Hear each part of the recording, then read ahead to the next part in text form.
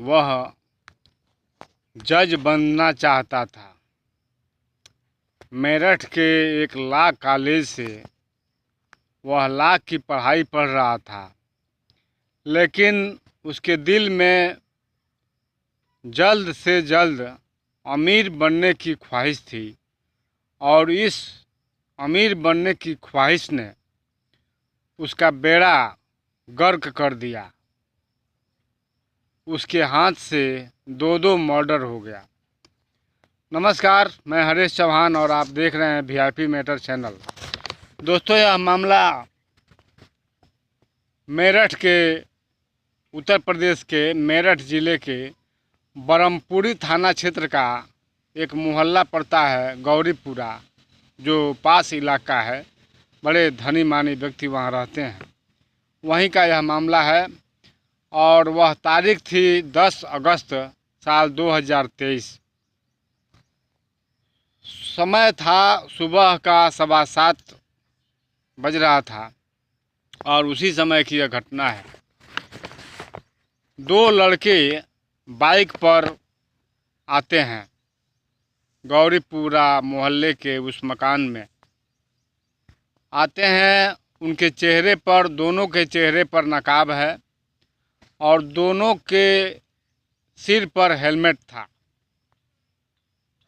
वे लोग बाइक को थोड़ी दूर पर लगा देते हैं और जहां उनका निशाना था, जो मकान उनके निशाने पर था, उस दरवाजे पर आकर के और दरवाजे को खोलने के लिए हाथ बढ़ाते हैं तो दरवाज़ा शायद अंदर से बंद नहीं था। दरवाज़ा आसानी से खुल जाता है और वे घर के अंदर जाते हैं।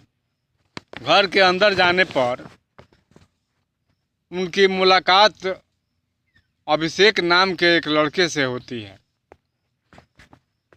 दोनों फटाफट उस अभिषेक को गन पॉइंट पर ले लेते हैं और धमकी देते हैं कि अगर शोर तुम मचाओगे तो तुम्हें गोली मार दिया जाएगा।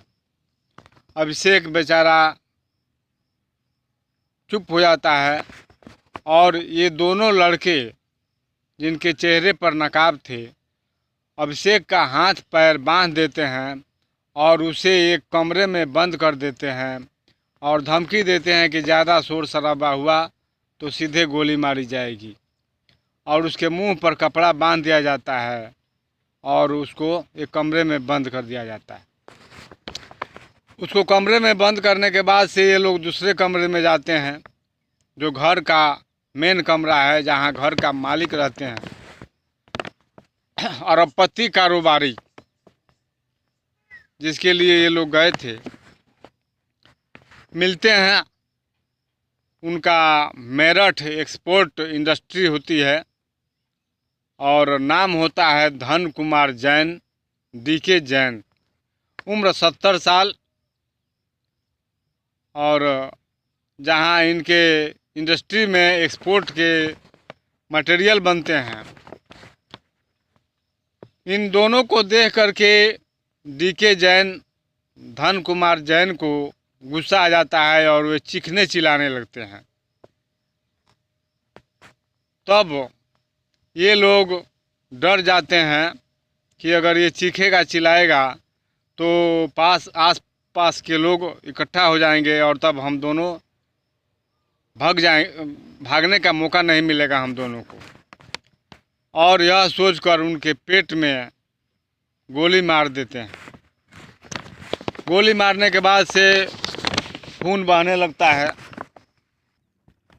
डीके जैन दर्द और खून बहने के कारण तड़पने लगते हैं और तब कहते हैं कि भाई, तुम लोगों को जो कुछ लेना है ले लो, लेकिन किसी को मारो मत। अब गोली की आवाज़ सुनकर जो उनकी पत्नी हैं अंजू जैन, वे भी आ जाती हैं और पति को देख करके इस हालत में चीखने चिल्लाने लगती हैं। लेकिन तभी जो ये दो लड़के थे, डकैती की नीयत से घर में घुसे थे, अंजू जैन की हाथ में गोली मार देते हैं और गोली लगने के बाद से उनके हाथ से भी खून बहने लगता है और तब उनको भी धमकी देते हैं कि अगर ज़्यादा शोर शराबा हुआ तो सीधे माथे पर गोली मार दी जाएगी। और इस तरह से दोनों लोग चुप हो जाते हैं। अंजू जैन को ये लोग बांध देते हैं, रस्सी अपने साथ लाए थे और एक बाथरूम में अंजू जैन को बंद कर दिया जाता है और उनके मुंह पर कपड़ा रख दिया जाता है ताकि बंद होने के बाद भी ये शोर शराबा कर सकती थी। बेटा जो उनका था अभिषेक जैन, वह तो बंधक था ही दूसरे कमरे में। अब डीके जैन, धन कुमार जैन दर्द और ज़्यादा ब्लडिंग की वजह से तड़प रहे थे। अंशिका, डीके जैन की जो पोती थी, दूसरी गोली की जब आवाज़ सुनती है तब वहाँ दौड़ी दौड़ी आती है और अपने दादा की हालत को देख करके सारा माजरा समझ जाती है। और तब ये जो आरोपी थे उसकी कनपट्टी पर भी रिवाल्वर रख देते हैं और चुप रहने का इशारा करते हैं और धमकी देते हैं कि अगर एक शब्द भी ज़बान से निकला तो सीधे कनपट्टी पर गोली मार दी जाएगी। उसका हाथ पैर भी बांध करके और उसी के कमरे में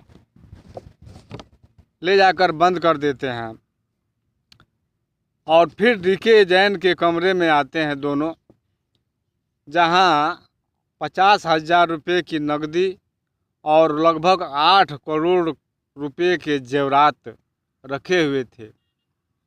ये लोग फटाफट उन जेवरातों को और पैसों को अपने साथ लाए हुए बैग में भरते हैं और तब तक दरवाजे पर आहट होती है। दरवाजे पर आहट कौन है तो जाकर ये लोग देखते हैं दरवाजे पर, तो वह दूध वाला था।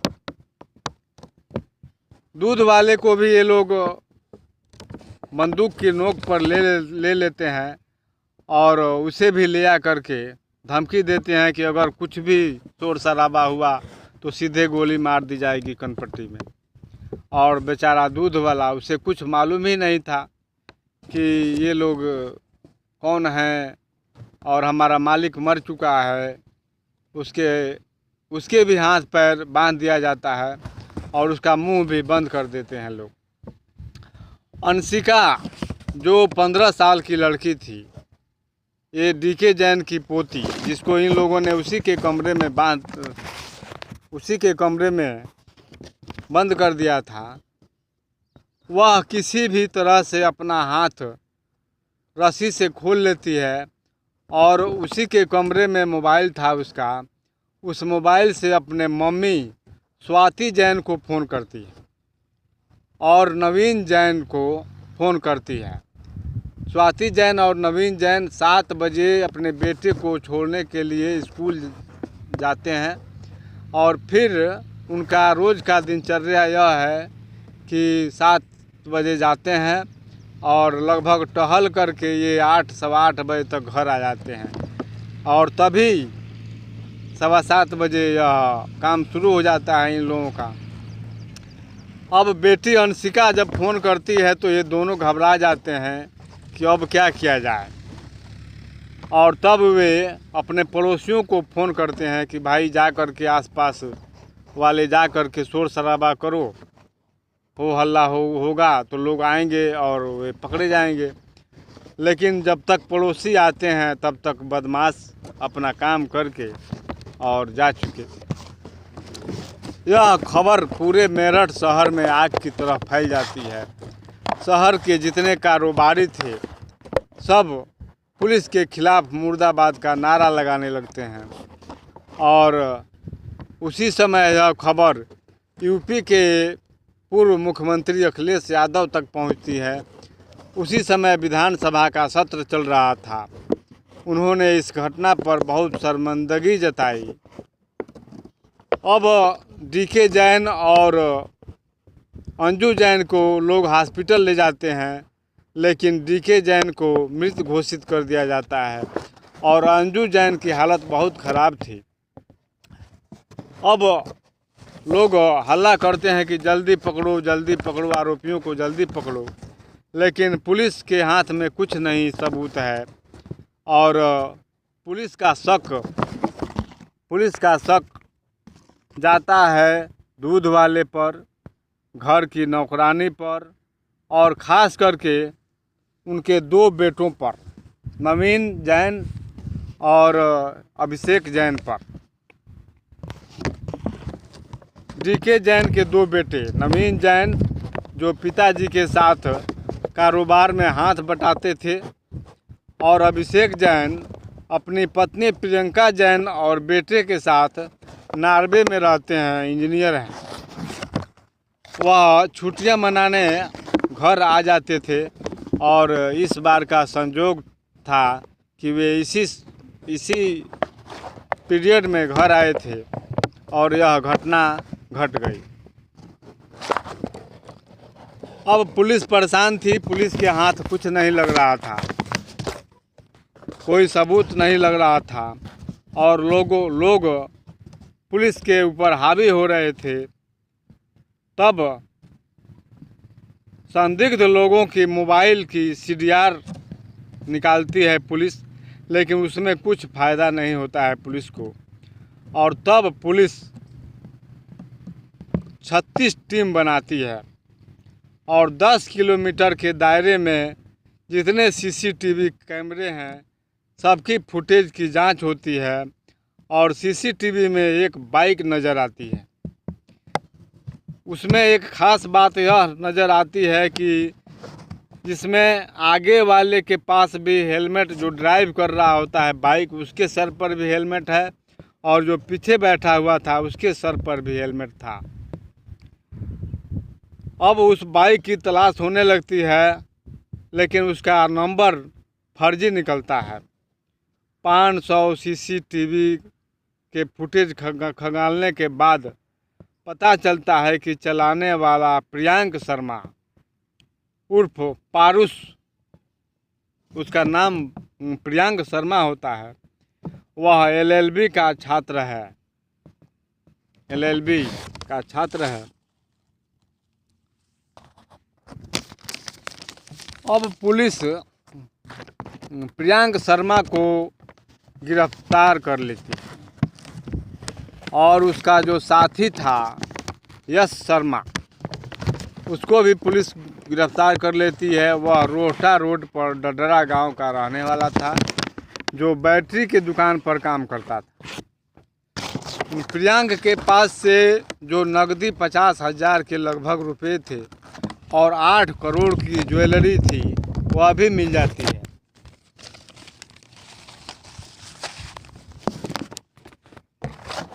पुलिस जब पूछती है कि ऐसा उसने क्यों किया, वह तो LLB का छात्र था, तब उसने बताया कि वह बहुत जल्दी करोड़पति बनना चाहता था। बहुत समय पहले से वह इस घर की रैकी कर रहा था, लगभग 2 साल से, और जल्दी अरबपति या धनवान बनने का जो रास्ता था यही था, लूट की घटना का अंजाम देना। घटना के 21 घंटे के बाद अंजू जैन, जो डीके जैन की पत्नी थी, जिनके हाथ में गोली लगी थी, बहुत खून गिरने की वजह से उनकी भी मौत हो गई। अब दोनों आरोपी जेल में हैं और इस घटना को अंजाम देने के लिए वे 2 साल से उस घर की रैकी कर रहे थे और इसी चलते इसी घर से 1.5 किलोमीटर की दूरी पर प्रियांक शर्मा ने अपना कमरा लिया था, ताकि वह आसानी से हर वक्त इस घर की रैकी कर सके कि इस घर का हर मेंबर कहाँ जाता है, कितने बजे आता है, क्या करता है, सब उसे मालूम हो चुका था, पूरी जानकारी उसे हो चुकी थी। और तब उसने 10 अगस्त की 7:15 बजे सुबह यह इस घटना को अंजाम दिया। लेकिन उसे यह नहीं मालूम था कि अभिषेक जैन घर पर छुट्टियां मनाने आया हुआ है और अंशिका जो रोज़ स्कूल जाती थी वह आज स्कूल की बजाय घर पर थी। उसे कत्ल करने का कोई इरादा नहीं था। उसने जिसने शोर मचाया था उसी को गोली मारा था उन लोगों ने। वैसे उसका इरादा कोई खून खराबा करने का नहीं था। और एक ख़ास बात पुलिस के पूछने पर प्रियंक शर्मा ने जो बताया कि इस घटना को अंजाम देने के लिए उन्होंने गैंग्स ऑफ वासेपुर और असुर नाम के जो वेब सीरीज़ हैं उन दोनों वेब सीरीज़ को उन लोगों ने बहुत गौर से कई बार देखा था, एक एक पॉइंट को नोट किया था और तब इस घटना को अंजाम दिया था। वह चाहता तो जज बन सकता था, लेकिन जज बनते बनते वह पहुंच गया जेल। अब कानून उसे कड़ी से कड़ी सज़ा देगी। वह सज़ा उम्र कैद भी हो सकती है। एक उस पर 2 धाराएं लगेगी, 2 मर्डर का और फिर डकैती का, और इन दोनों को जेल में डाल दिया गया है। अब कानून जो फैसला करे। तो दोस्तों, जल्दी धनवान बनने के चक्कर में ये लोग अपना पूरा भविष्य बर्बाद कर दिया इस लड़के ने, और 2 साल की पढ़ाई भी इसकी LLB की पढ़ाई बेकार हो गई और इसका पूरा जीवन अब सलाखों के पीछे गुजरेगा। फिर मिलेंगे अगले वीडियो में। आप सावधान रहें, अपने परिवार को सावधान रखें। जय हिंद, जय भारत।